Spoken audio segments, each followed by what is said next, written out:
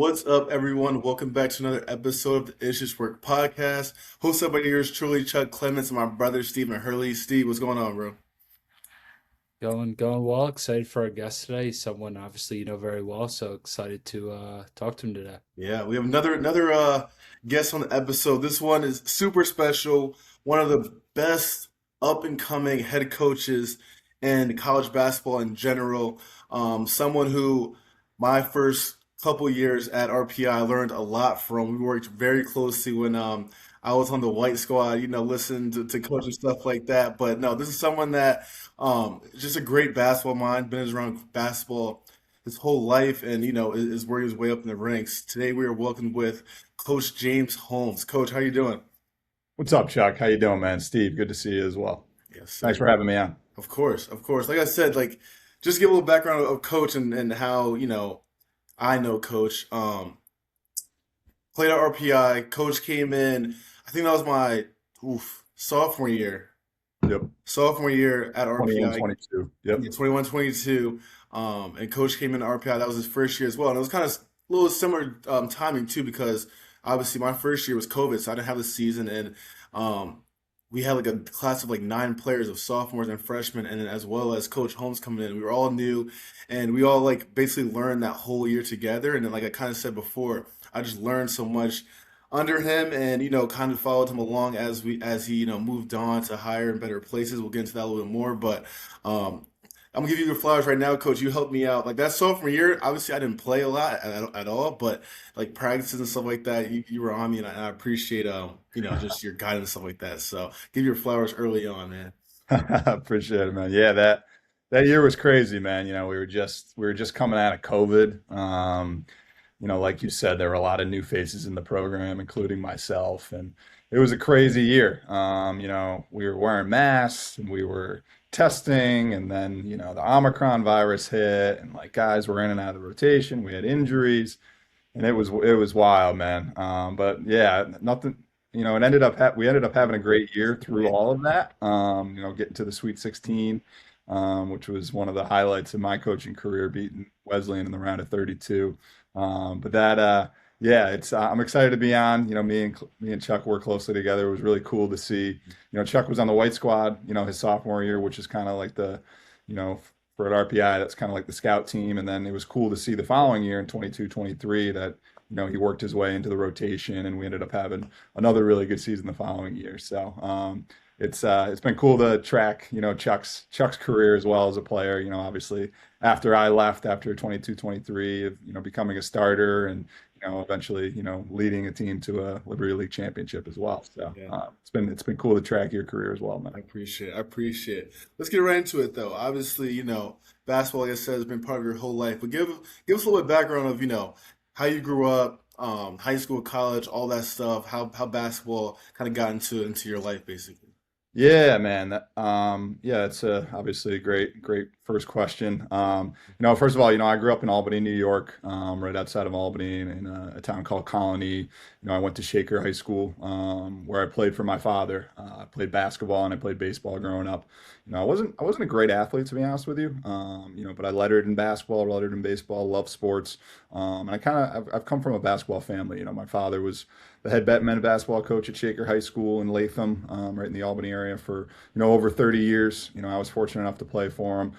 His brother was a college coach at SUNY Geneseo, and Salisbury University, as well as being a college assistant for a long time. And then my grandfather was a longtime high school coach in the North Country in the Plattsburgh area, and in the Potsdam area as well. My grandfather's a New York State Basketball Hall of Famer. My father's an upstate New York Basketball Hall of Famer. So I kind of grew up around the game. Going to my dad's practices every single day with my two younger brothers. So I grew up around the game, grew up loving it. And I played for him in high school, had a great experience there. I kind of had a unique basketball experience after that. I didn't actually play in college. I went to Oneonta as a student.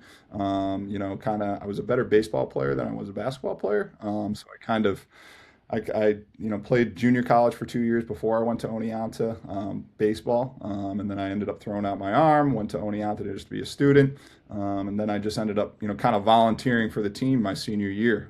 The head coach at the time was, Vince Medici, who's become a great mentor and friend. And I just started volunteering, helping out with the team in any way I could, and then kind of from there, that's kind of where my career started.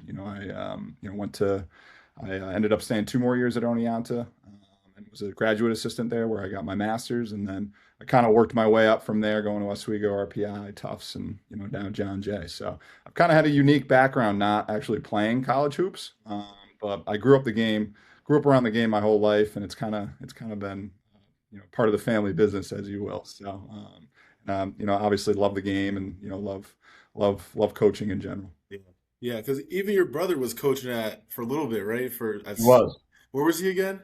Yeah, so I have two younger brothers. My brother Andrew, who's 2 years younger than me, he played college basketball at Mount St. Mary in Newburgh, Okay, and then he ended up getting a graduate assistant job at Regis College. So Regis. he was Yep, there that's for what it two was. years, Yeah, yeah, yeah. coaching there and getting his Mhm. master's as well. Nice. Yeah. No, it's funny. So I remember when I was in high school, I'm pretty sure, like, I think I told you this too, but I'm pretty sure your brother came to St. Luke's and, like, we actually sat down and talked for a little bit. And Yeah, yeah, you mentioned that. Yeah, yeah, it's yeah, a small world, yeah, man. We, it's crazy. we look alike too with the red hair and Yeah, everything. yeah, yeah. So that's just funny. But obviously, you mentioned your dad, obviously a legend upstate New York. You mentioned that he went into the Hall of Fame.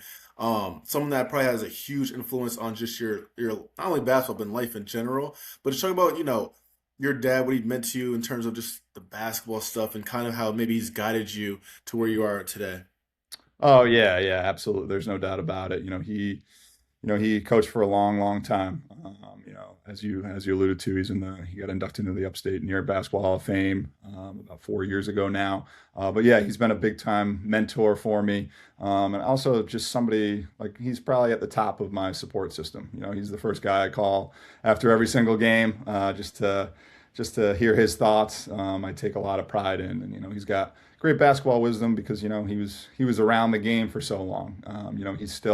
He's still helping out as an assistant coach when he can at Shaker High School, so he's still involved in the game as well. And then, I like to view him as like a Zoom assistant coach for the John Jay staff. So he's watching all our games and practices as well. But yeah, he's my guy. I go to him with advice for a lot of things, both on the court and off the court. And yeah, I definitely wouldn't be at John Jay without him. That's for sure. He's been so supportive along with my mother. I'm really lucky to have really supportive and guiding parents as I've gone through my basketball coaching career. Yeah, then going, obviously, you're head coach now at John Jay, but before that, you were obviously at Oswego, RPI, and Tufts. Maybe you could go about, how you transitioned from each job and maybe what you most took away from each job. Obviously, all three of them are pretty successful programs, so a lot to take away from. Yeah, yeah. I've been lucky, man. I've worked for a lot of good places for a lot of really good people. Like I alluded to, I got my start at Oneonta where I finished my undergrad. I coached or I worked for Vince Medici for a year, who's been a family friend for a long time. And he kind of got my feet wet with just like how to be a college coach and teaching me the ins and outs. And then he ended up taking an athletic director job in the high school in the Albany area. And then I was able to work for Cameron Conover for 2 years. Who also taught me a lot. He's doing a great job at SUNY Oneonta. They're consistently at the top of their league. He really taught me the ins and outs of recruiting. It's something a lot of his advice that he gave me, I still use to this day in terms of recruiting and on the floor stuff as well. And then from there, I went to, I was at SUNY Oswego for 2 years, and I worked for Jason Leone, who's, arguably one of the best, Division III head men's basketball coaches in the country. He's won close to 80% of his games. He's been to four Sweet 16s, an Elite Eight as well. When I was with him, we went to the Sweet 16 and won our conference. We won 70% of the games the 2 seasons I was there. So I had a great experience working for him. He's quite frankly a savant on the basketball floor and with recruiting and all the other things that pertain to college coaching as well. So I learned so much from him, and he's been he's turned into like a great friend as well. And we still stay in touch, and we talk almost every single day. And then from there, I went to RPI, obviously, with Chuck here. Mark Gilbride. I worked for him for 2 years. This was my first, full time coaching job. So that was obviously a blessing. I was kind of cutting my teeth at SUNY Oswego, working full time for part time money, and was finally able to get a full time spot at RPI and worked for Coach Gilbride for 2 years.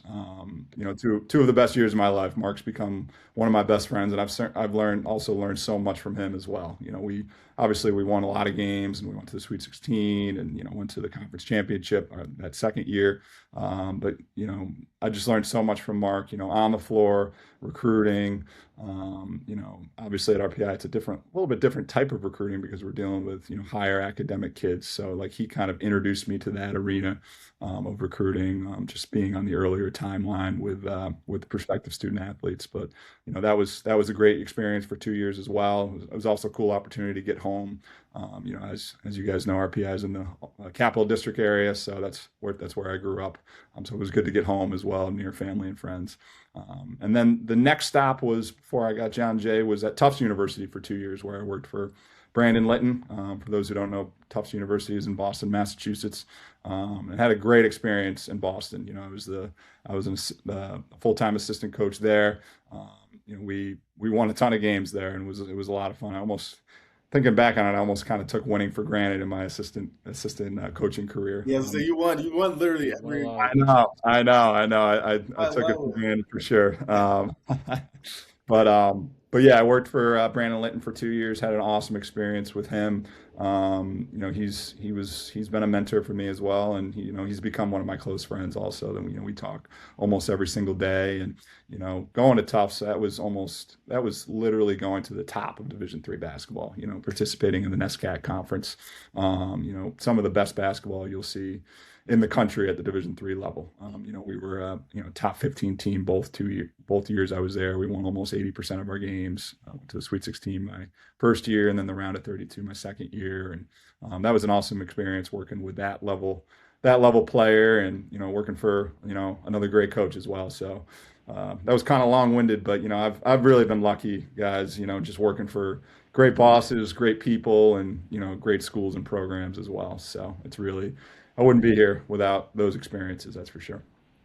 Absolutely. And then, kind of piggybacking off of that, have there been a few things that you've took away from those jobs that you've tried to apply now being, a head coach at John Jay? It doesn't have to be maybe X's and O's, but maybe just like how you go about everything, practicing every day or recruiting or anything along those lines. Yeah, I would say it's been like a nice blend of like everything, honestly. I worked for four bosses, and literally everything we do is, including playing for my father as well. Like all those experiences have kind of shaped who I am as a coach. So I've kind of picked and choose certain things that I liked, and obviously didn't include things that I didn't like. So it's been like a nice blend.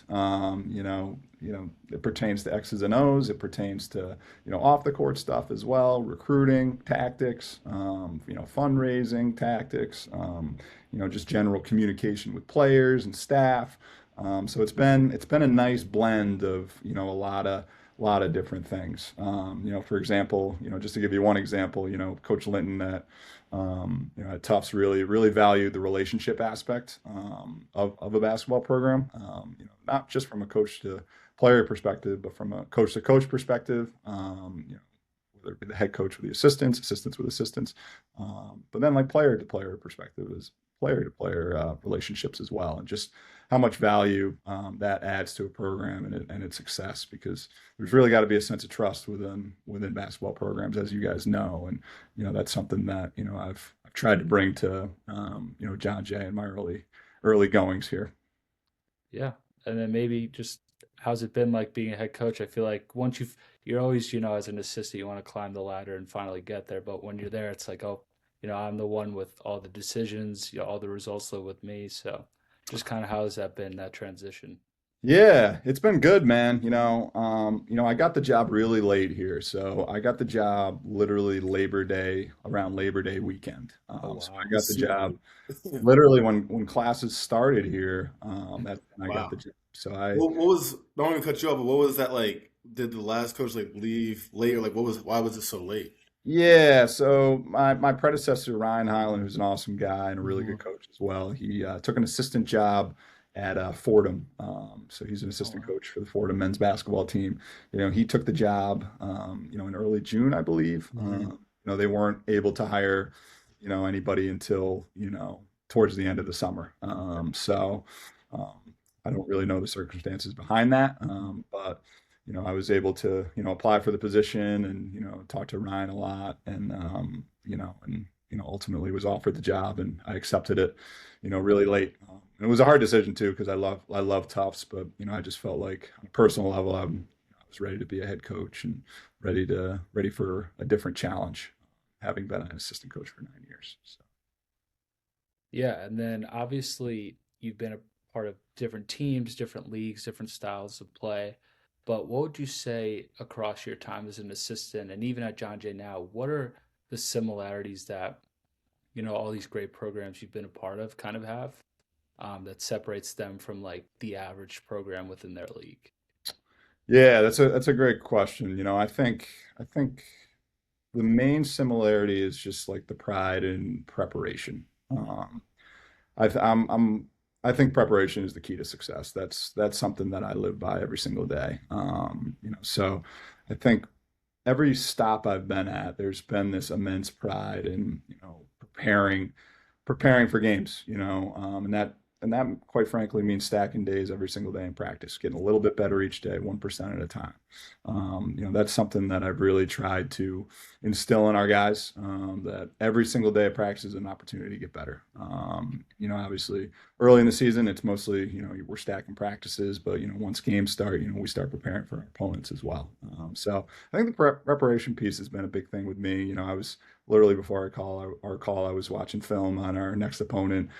So I take a lot of pride in, preparing our guys for our opponents, and I just think you can never be over prepared. Yeah.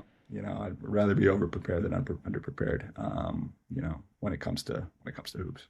I think this is something that I didn't really feel like too much in high school, but once we got to RPI, obviously you both know Yep. since you coached with Coach Gilbride, but there wasn't like there might have been one game in my 4 years there where I feel like I wasn't like that prepared, but I mean we could tell like our scout was just so detailed. If we Yep. like messed up, if we like went under a screen when we are supposed to go over, we have to do it Yep. again from the beginning. Like if we do like shell drill, we don't like close out to the ball at the speed he want, do it again. And like every single game, I feel like for the most part, we knew like what was coming. There wasn't Yep. like if we lost, it wasn't because we weren't prepared, just because like maybe the team just outplayed us or like outshot us or just something like that. But there was never a moment I was like, I don't know what's going on in this game. I don't know what this guy's doing or what play is coming up next. So um, I think Yeah. that's one of the most underrated aspects of like team winning games, just like having that preparation beforehand. So when stuff does come up, you're ready for it. Yeah, and it's not just the preparation, it's the details behind the Yeah. preparation, kind of what you alluded to. Like we try to be really detail oriented with everything that we do because, quite frankly, it's the little things that make the big things happen. Hmm. Like your example, like going under a screen compared to going over a screen is a Hmm. big deal. That, the guy sitting behind a screen to, make a three could be the difference in the game. Yeah. So, Yeah. the details definitely matter. We try to be very detail oriented in everything we do here, and everywhere I've been, that's been the same approach. And just piggybacking off Chuck's point from high school to college, I always felt like for younger players, that was one of the bigger adjustments they had to make going from the high school level. Yeah. Maybe not was their ability, but it was just their attention to detail on the scouting report, especially on the defensive end, I Hmm. think is kind of a big thing. So just adding that there. My last question, though, is that as an assistant, and I know this too, after doing it at RPI a little bit, but you watch a lot of film. So who are some programs or teams you have always felt like they're really hard to go against just because of the stuff they ran or their style of play that kind of stood out to you um, from years past, maybe? Yeah, that's a great question. Back when I was coaching at RPI, just to keep it in the Rensselaer family, I thought Ithaca was really hard to prepare for. I thought, Coach Fareed did a really good job of, throwing a lot at you, both offensively and defensively. You probably remember that, Chuck. They they ran a lot of good stuff offensively, and then they threw multiple defenses at you as well. So that's one that comes to mind for sure. And then when I was at Tufts, I felt like Trinity was very hard to prepare for. The reigning national champs, they ran a lot of really, really good offensive action that kind of, forced your hand. As a defense, you kind of had to pick your poison because, A, they were really talented, and B, the stuff that they were, running offensively was, really, really hard to guard. And in combination with how good their defense was, like just figuring out ways to score and find weak spots in their defense. So those two, really, really come to mind. And then since I've been here, think about it a little bit. We played our first game of the year was against Endicott. They're having a really nice season so far, and they're kind of the opposite, right? They do a lot of motion offense, a lot of dribble drive stuff. Coach Benencourt does a great job, teaching the fundamentals there, and it's a lot of read and react offense. So that was very hard to prepare for as well. But yeah, those are the three that come to mind. All very different, but all very hard to prep for sure. Yeah. Just going back to, I guess, your head coaching stint at John Jay so far, what are maybe some, and not maybe not pros and cons, but what are some things that maybe you weren't expecting coming into a head coaching job that you might have seen early on in your head coaching career? Yeah, that's a great question. I would say the amount of decisions that you have to make. Yeah. Obviously, you're when you become a head coach, you kind of control what you do offensively, what you do defensively, all the X's and O's stuff. But just general, you know, decision making as the head of the program, because we're as head coaches, especially at Division 3, we're essentially CEOs and general managers of our program. And I was taken aback of like, I literally make every decision for everything that we do. When we're having team meetings, what we're having for pregame meals, what we're having for postgame meals, who we're prioritizing with recruiting. So that to me, that was something that was like, whoa, I call all the shots now, because I was assistant for 9 years, and I was obviously working under somebody that called all the shots. So that was that was something that I had to get used to real quick, just getting the job so late. But something that I didn't realize, that was going to happen. I think that's natural for most Yeah. first time coaches, but for me it was obviously very very pertinent because I got the job so late, and we had to get rolling right away. I got the job and had to move right away, and as soon as I moved, we started practice the following week. So it was a lot, but I don't have any regrets, and I'm excited to be here. Yeah, yeah. And obviously, a little bit of a different start to your head coaching career at Silent Soleil and stuff like that. But what are some things that you kind of felt like have been the most rewarding, or like what are some things that make you excited to go in every day to coach your team to, get to where you want you guys to be at the end of the year? Yeah, I think it's the people that I work with. Obviously, working with our guys is awesome. Like, I'm really lucky. Like I've got a great group of guys on my roster, great student athletes, just really good kids that wanna get better every single day. So that's the number one thing I get really excited about. Just working with our players every day. We've got a great group of guys, and I'm lucky in the fact that a lot of first time head coaches have to deal with pretty tough kids. But that process has been pretty seamless, which has been great.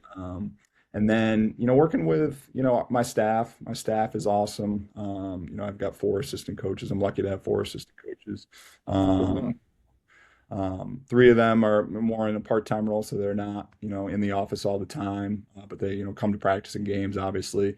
And then one of my assistants is Alex Michaels. He's in the office 8 hours a day, similar to me. So I'm lucky. I've got a really good staff, really good people, really smart, really really good basketball minds. So working with them and talking to them every single day is something I look forward to. And then our department as a whole, our department has great people in it, very supportive. Um, my athletic director, our assistant athletic directors, other coaches in the department, um, just great people, very supportive. Anytime I see anybody anybody in our department, they're asking, what can I do to help? Everything good? You need anything from me? So that's a really refreshing feeling, and they really made me feel at home, right away. So long story short, I think it's the people I get to work with every single day, whether it be my players, my staff, and other people in our department. Yeah. Steve kind of alluded to this earlier in the call, but or in the pod, but obviously you're in the SUNY now, a little bit different from the NESCAC Liberty League.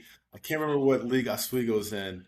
So the Oswego's in the SUNYAC, and we're in the SUNY, CUNYAC. CUNY, okay. But can you just like highlight a little bit what your league kind of entails? Like, what kind of teams are you going up against? Is it more fast paced? Is it a little slower, running a lot of plays, or maybe just the differences between that league versus the NESCAC versus Liberty League just in general? What's the league look like, kind of? Yeah, good question. Yeah, I would say it's a little bit more fast paced, Hmm. comparative to the NESCAC and the Liberty League. It's more of an opportunistic league. A lot of teams press, Hmm. a lot of teams mix up their defenses. Teams teams are really looking to push the ball in transition offensively, get as many easy looks as possible. So I think it's differs from where I was at in the NESCAC and in the Liberty League from that standpoint. And there's a lot of really good athletes in our league as well, like just across the board. Our league doesn't have quite the size that the NESCAC and the Liberty League have. I would say we're definitely a little bit more But guard oriented, but the pace of play is really fast, and the mix of defenses makes it hard to prepare for opponents. Every single night in conference play. So, but yeah, it's been an enjoyable ride so far, and we got 4 more games left, and it's competitive. That's for sure. I think the league is pretty wide open this year as well. I think Lehman is clearly the top dog, but like after that, it's a pretty mixed bag. So yeah, it's been enjoyable to be a part of so far. yeah, one of our I'm bugging. Freddie was in the He was a brute. yes, he Yeah, was in the thing. I think he kind of said the similar thing where it was like um basically what you were saying, like not as much size, but everything was just up and down. Like yeah. yeah, everything was like a lot of motion stuff, pressing and it's cool. But I guess did your coaching mentality have to change a little bit coming to just a much different league in a sense? Like, did you have to switch stuff up that maybe you were coming in or thing you were coming into that you saw a little bit different as the season's been going along? If that makes sense.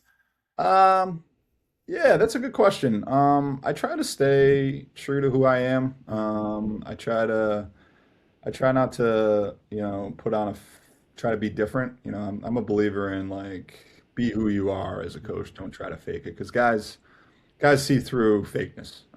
So in general, I'm a pretty, as you know, Chuck, I'm a pretty low key guy. I'm not really a screamer and yeller. But at the same time, like I have high expectations, and I hold our guys to a high standard. So I try to balance it as best as I can. Our guys definitely know that I can get angry, and know that I can get upset when things aren't, you know, going the way, I expect them to be going. But at the same time, I think if you're just screaming and yelling all the time, guys kind of start to see through that, and it becomes kind of white noise. So you know, in general, I would say I'm pretty tame, but at the same time, our guys know that I can get upset about things. So I try to do a good job of balancing, and I try to be an encouraging coach as well, especially after losses, after bad stretches. I'm a believer in like coaches can sometimes make things worse. Things are bad, so I try to balance it with positive talk as well, encouragement. So I think that's really important for today's student athlete as well. I try to balance that also.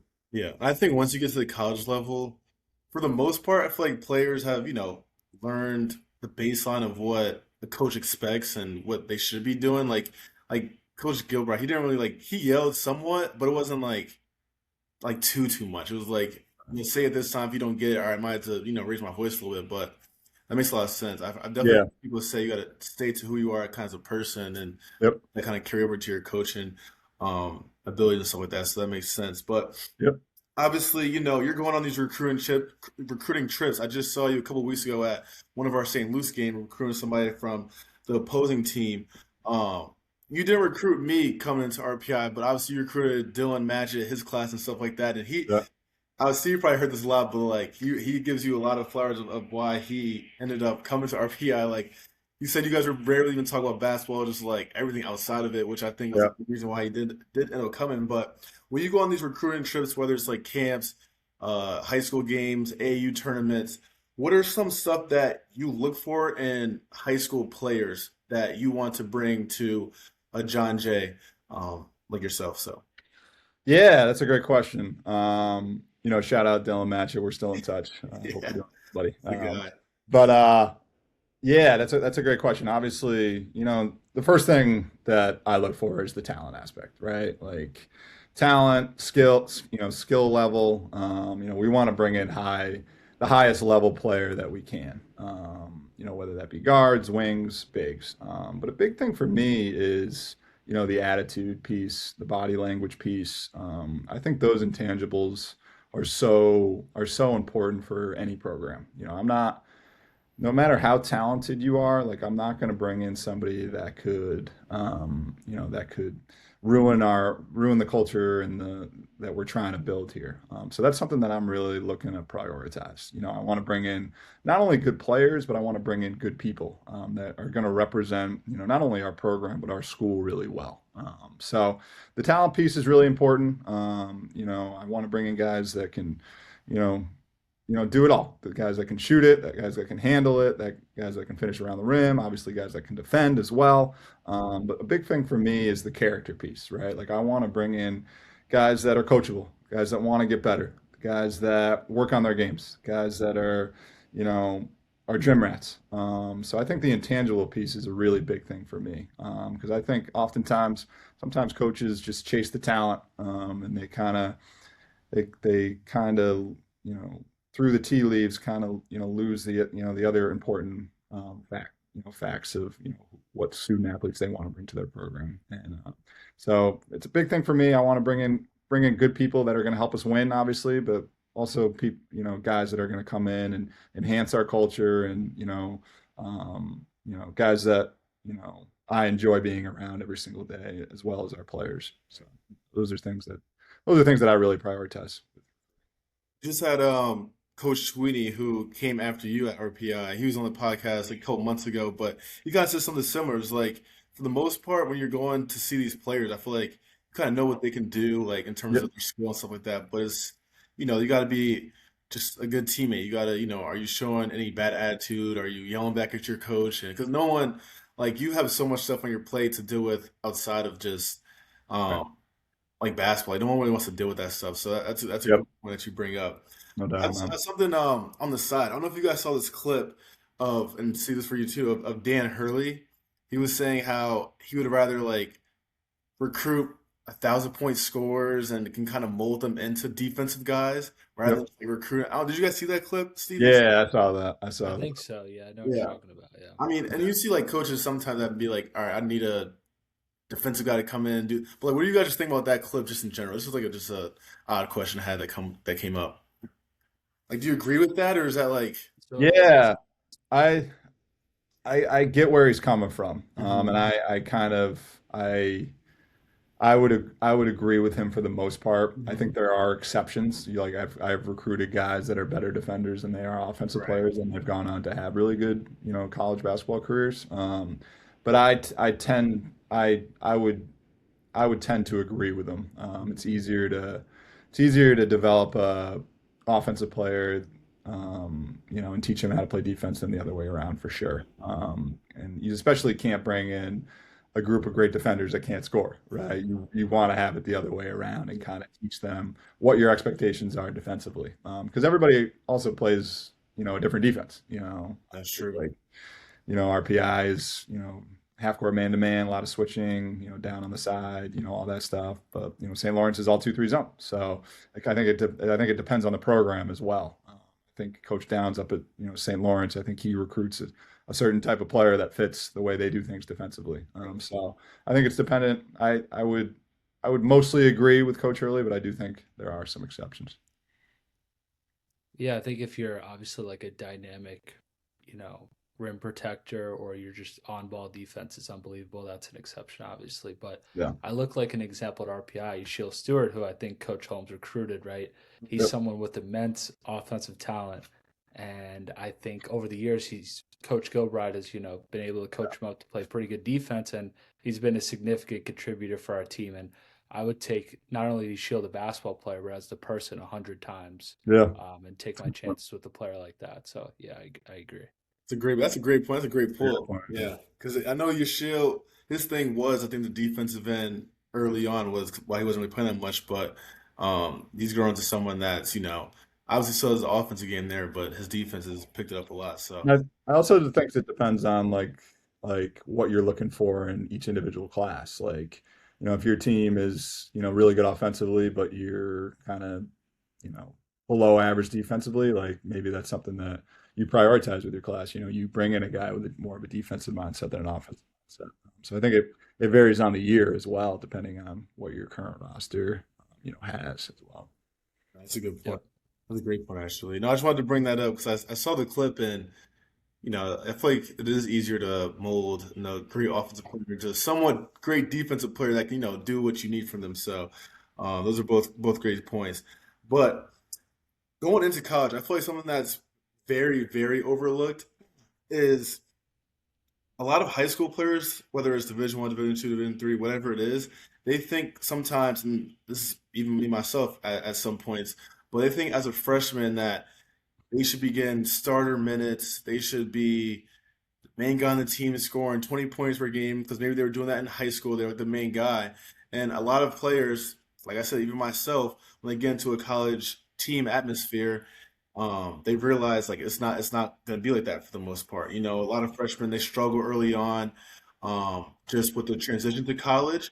So what do you think? And you've probably been coaching for a good amount of time now. You've probably seen some freshmen that had the talent to play, but maybe weren't able to play early on. So, what do you think some struggles that some freshmen may uh, face when heading into college? Yeah, I think, you know, it's a challenge for sure for a lot of freshmen, especially, most freshmen that are on college programs are coming from a high school program or a prep school program where they've started every single game. They've had all these plays run for them. They're probably their team's leading scorer. So naturally, it's going to be a huge adjustment. Not to mention being a freshman in college as well, and all the changes that come along with that also. But I think a big thing is not only head coaches but assistant coaches on staff constantly talking to those guys and kind of reiterating that it's a process, and most good programs, their juniors and seniors are playing, and some below average programs, maybe freshmen and sophomores are playing as well, but just continuing to communicate effectively with those guys. I think a lot of that's the coaching staff, a lot of that's the players on staff as well, because it's hard. It's really hard. It's not a great feeling. Chuck, you went through it your sophomore year, being on the scout team every day. It's hard, and it's something really hard to overcome. But just in a society where everybody needs instant gratification, right? Being patient has become harder and harder. But I think something that you did really well, Chuck, is that you just kind of kept your head down and just kept working. I think I think more kids have to have that mindset you know, of taking their own ownership. It's like, okay, maybe it's not the coach's fault. Maybe I just need to get better. So I think taking personal ownership is huge. And I think the effective programs have the support staff and staff and they or the support staff intact and other players intact to kind of help those freshmen and new players within programs kind of just hang in there and preach patience and preach the process because that's what it is in reality. No, I agree. I think the biggest thing that you mentioned there was the ownership part from like the actual player. I think at some point, and sometimes I feel a lot of players don't get to this point. Steve's smiling a little bit because we probably know some people that maybe have not got to that point. But you know a lot of players they like to blame everything on the coach, Yep. put everything on the coach because that they're not playing. But at some point, especially early on as a freshman, there's not a big chance that you're going to play. So it's like, all right, what do I need to do to to get on the floor? Like, what is coach asking for me? What is he telling me that I need to apply? Maybe it's something that I don't agree with, but at the end of the day, like Coach Holmes is the head coach. I gotta listen to him to see what I have to do to get on the court. So I think having accountability and just type of ownership of like um where maybe not even like going wrong, but like what stuff I have to improve on. So when the next year Yeah. does, I'm prepared and willing and ready to make an impact on the floor. And I think a lot of players, if they get it early on, they're in a great spot. And I think some players they let it pass by and stuff doesn't work out. But that's a great point that you mentioned. Yeah, I think having a proactive approach, like right, like just like what you said, Chuck. Like, I think younger kids need to sometimes they get inside their own heads sometimes, and it's okay to ask assistant coaches or head coaches, like, Coach, what do I need to do to improve? What do I need to do to get better? So they can tell you firsthand what you need to improve, and from there, like maybe you end up at in the rotation at the end of the year because you work on those things the coach talked about. So I think having a proactive approach as a student athlete, it's easier said than done being an 18-year-old kid not knowing anything. But I think having a proactive approach of what can I do to improve? What can I do to get in the rotation and play meaningful minutes for my team? This question, I'm guessing we'll break it down into two different parts. First, from the high school aspect of it. Obviously, you said what you are looking for in terms of recruiting players and stuff like that. But what are some specific skill things or skill or like just like maybe going hard, like some stuff that they do in the game that some high schoolers should do to make sure that they're getting college looks, if that makes sense.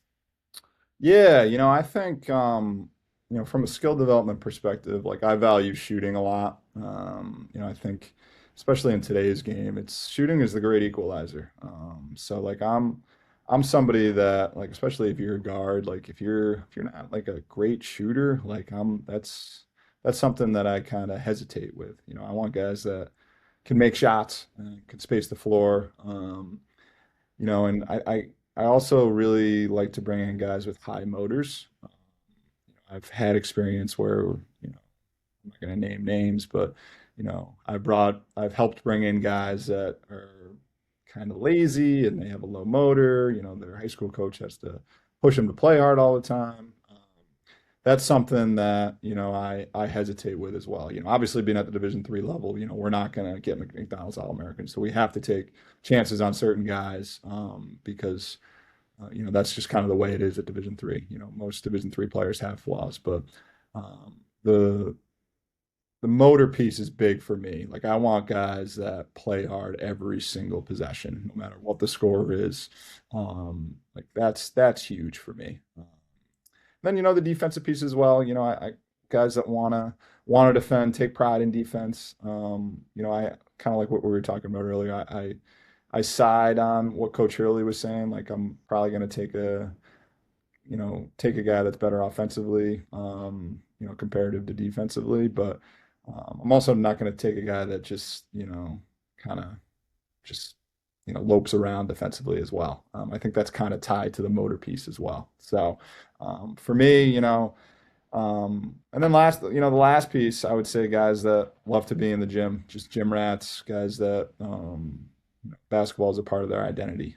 I think that's huge for me. Like when I'm recruiting guys, there's a full vetting process for me. Calling high school coaches, AAU coaches, and that's one of the questions I ask. How much does he love it? How hard of a worker is he?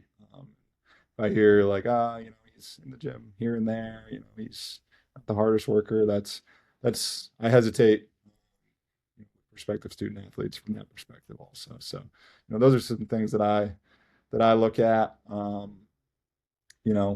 When talking to kids and recruiting guys. Yeah, that makes sense. That makes sense. Just for the last question to kind of wrap it up, what's like the best advice that you've received, whether it's with coaching, whether it's just in life in general, maybe it's from your dad, maybe it's from one of the head coaches that you were working for, which is something that you've heard that you've kind of taken along as you move up in the ranks of your college coaching career? Yeah, that's a great question. There's probably too many Yeah. quotes to mention. I mentioned the preparation is the key to success. That's a big one. My dad used to, say that one all the time, and I've taken that with me for a long time. One quote that I really resonated with me.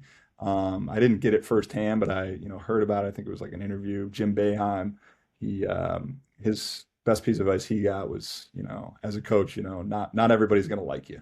Uh, so that was big for me because everybody, it's natural, everybody wants to be liked, but as a coach you're gonna have people that question you, people that don't like you. You're gonna have a lot of people that like you a lot, and you become a mentor for, but you can't expect everybody to like you, especially being a head coach. This is a job where it's a thankless job. The players win the games, the coaches lose them. So you gotta have thick skin as a head coach, and I'm finding that out the hard way a little bit this year.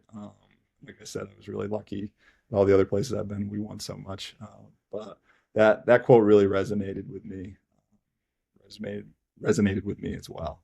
So, I like that one. I think, as I'm starting my coaching career, Steve, sure. him as well, I feel like, it's true, especially if you're a head coach, minutes are a big reason why I feel like a lot of players will not like a head coach, but it's like, at the end of the day, you got to do what you got to do for your team to do as best as they can. So, you can't be uh, liked by everyone. So that's a great point that you bring. Yeah, I'll definitely take that with me as well. But yeah, man. no, this is great. I think another great episode down. I think you gave so much information, so much knowledge. I think that, and just to give you a little background about our pod, we want to give younger players, whether it's high school, youth, just better insight of what college basketball is like. And I think you gave a lot of gems of what younger players should look for and work on when they are prepared to that college level. So we appreciate you hopping on. Obviously, always love whenever I see you, whenever I get to talk to you.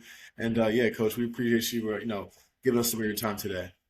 Appreciate you having me on, guys. I obviously follow the account. I'm a fan. I'm a follower. I'll try to like as many Instagram posts as I can. But what you guys are doing is awesome. Just helping guys in the recruiting process, obviously, but just your guys' love for your hoops. It's been awesome to see, and um, I'm humbled to be on one of your pods. So good luck to you guys, and thanks again for having me on. Appreciate it. Appreciate it. No, so make sure you guys like, comment, subscribe, do all of the above. I gotta do that stuff too, Coach. Just gotta do something, but Yeah, man. Yeah. we appreciate everything.